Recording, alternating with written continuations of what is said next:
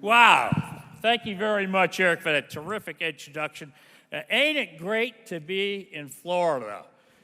Yeah, it sure is. And a big thank you to Ralph Reed for bringing the best folks in America to the best state in America. Thank you. Special thank you to Eric. He was an old friend. He was very instrumental in my initial run for Congress. And he does great work here for the Faith and Freedom Coalition. You know, Eric, you're doing God's work. Keep it up. God bless you. God bless you. You know, Florida's always been a great state. But hey, what about that Governor Ron DeSantis? Yeah. We were the most open state in the country throughout the pandemic. We have excellent health care, a balanced budget, a great economy, a stellar record on the environment, low crime, no sanctuary cities, and a great educational system, a system in which Governor DeSantis banned critical race therapy about 3 or 4 weeks ago.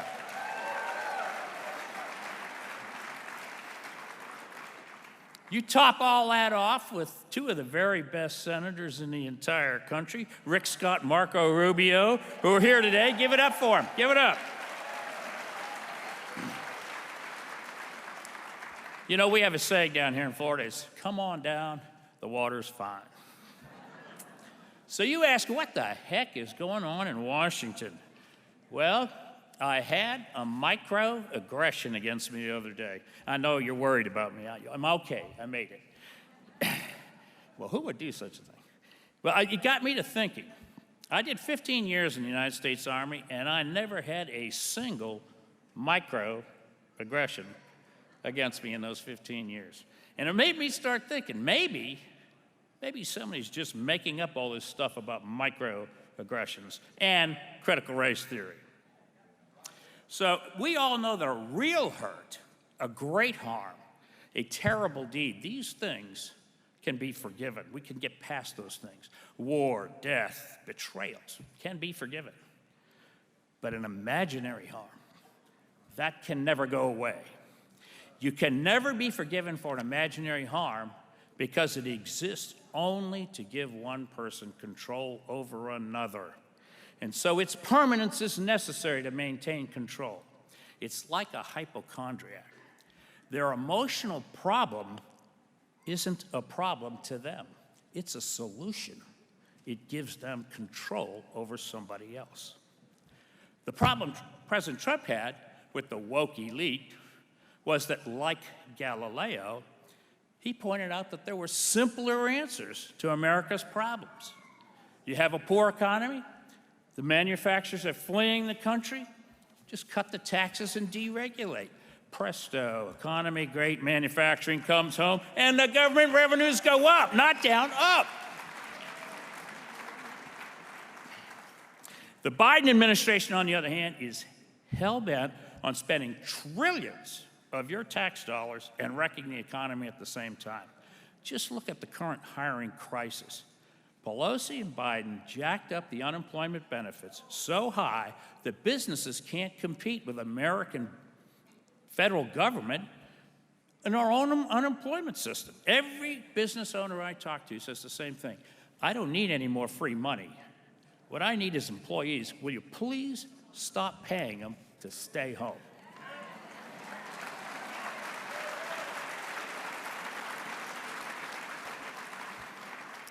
So the other day I was talking to an employer who was moving his company down from up north. I won't say the state, Pennsylvania.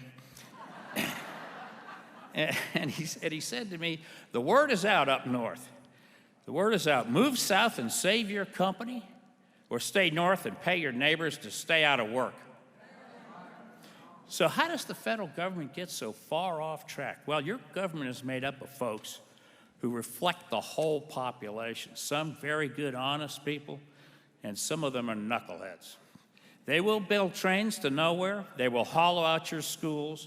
They will respond to complaints by increasing regulation and taxes. And then, when the businesses flee our country for more hospitable settings, these same government elites are gasp, appalled at the drop in tax revenue. And they respond by raising the taxes again. Is that right? No, that's not right. And this is not a new problem. Our founding fathers understood this. That's why they wrote a constitution that constrains the size of central government, that actually limits central government. They want to give the power back to the states, closer to the people. You know, when Eric asked me to speak today, I gave thought to listing for you all of the problems we face in Washington. But you don't need that. You know that we're facing an existential threat to our constitutional republic by people who actually believe in socialism. And let me say right here, I believe America is the greatest country that ever existed. Can I get that?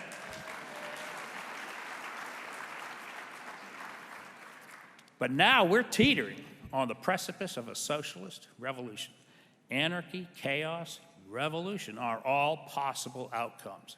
And what we've done today is gather here to figure out what we're going to do to save America.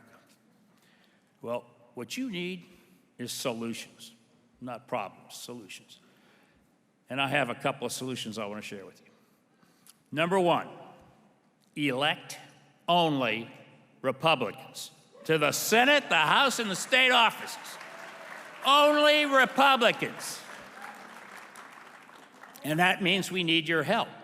Knocking on doors, working campaigns, working call centers, personal advocacy, and yes, campaign donations. Now, I'm as frugal as everybody in here, but what is good government worth to you?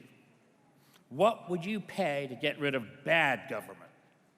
And what will a bad government take away from you, and take away from your children, and take away from your grandchildren? Will they settle for just some of your freedoms, or will they take every last one of them? Ladies and gentlemen, it's time to get off our tails, get off our wallets, because we can't sail any closer to the edge without the very real risk of losing everything it is, the American dream.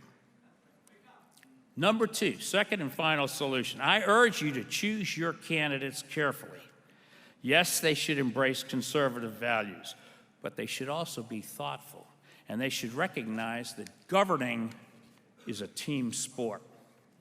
We Republicans controlled all three branches of government in the 115th Congress and squandered some great opportunities with internal bickering.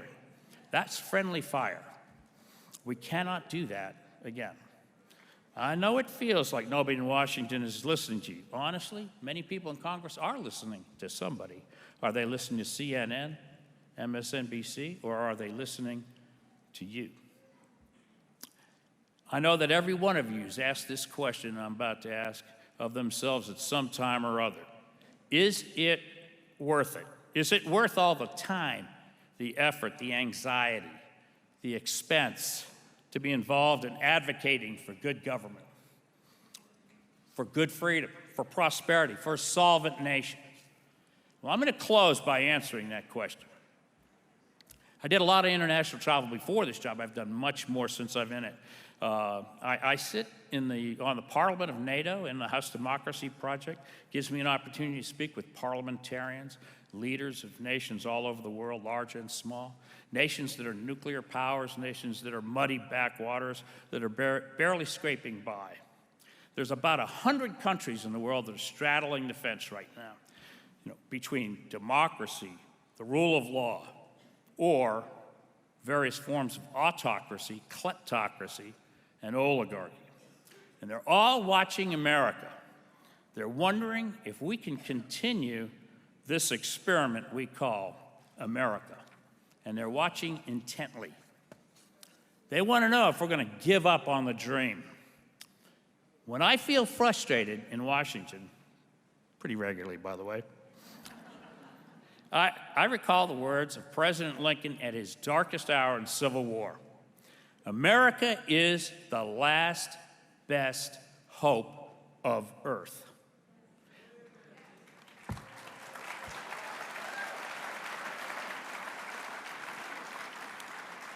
America is not perfect. We have our flaws, we have our failings, but I have not found any nation that I consider to be better, not now and not in history. That's right, that's right. The overarching trajectory of American history has been exceptionally righteous. And the rest of the world recognizes that fact, even if the New York Times doesn't.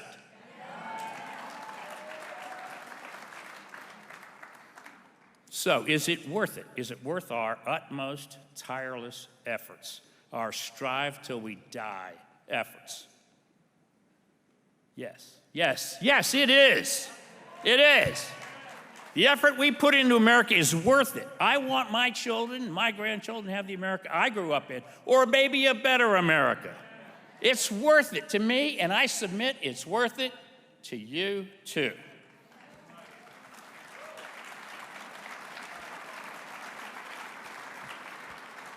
So let's just say it starts here, starts now. We will save the dream that is America.